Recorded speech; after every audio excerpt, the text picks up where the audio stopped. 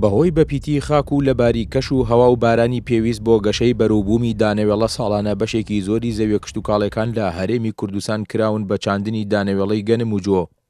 بەڵام ئەم ساڵ لەگەڵ وەرزی کێڵان و تۆکردنی گەنمدا جوتیاران لەلایەک خەمی ئەوەیانە بەرووبوومەکانیان لە وەرزی گەشەکردنیدا ڕوبەڕووی ئافاتی کشتوکاڵی نەبێتەوە بەهۆی دابەشنەکردنی دەرمانی پێویستی قەڵاچۆکردنی مێرووی زیان بەخشی ڕووەکیەوە.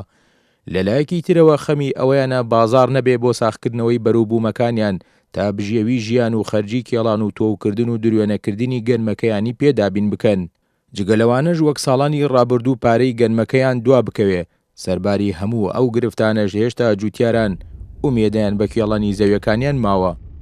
زۆربەی جوتیارەکانی شەر نائومێد نین. ئێمە خۆمانمان ئامادە کردووە بۆ وەرزی چاندنی تازە گەنمان ئامادەیە، پێینی کیمیاییمان ئامادە کردووە.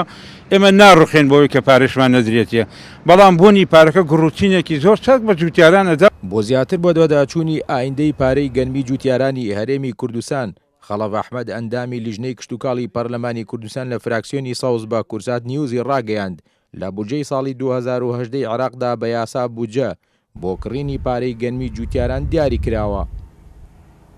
ساڵی ئایندەش ئەنجومەنی وەزیرانی عێراق لە پرۆژە بودجە جێگەی کردوێتەوە بڕیاری داوەکە پارەی گەنمی جوتیاران بۆ ساڵی ئایندەش واتە بۆ ساڵی 2010 وەربگیرێتە. براجوتیارەکان ترسی ئەویان نەبێت کە گەنم وەرناگیرێ، گەنم وەرئەگیرێ لە وەزارەتی بازرگانی عێراق وەک ساڵانی وەک ئەم ساڵی ڕابردوو وەرەگیرێ.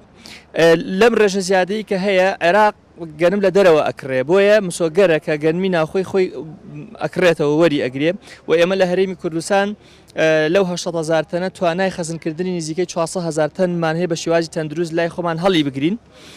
400,000ەکەی تری ئێستا خۆشبەختانە چەند ئاشێکیش لە هەرێمی کوردستان دروست بووە، ئەتوانین گەنمەکانی خۆمان هەر لە ئاشەکانی هەرێمی کوردستان ئەهاڕێت و لە ڕێگەی وەکیلەکانی بازرگانیەوە دابش ئەکرێتەوە بەسەر هاوڵاتیانی هەرێمی کوردستان.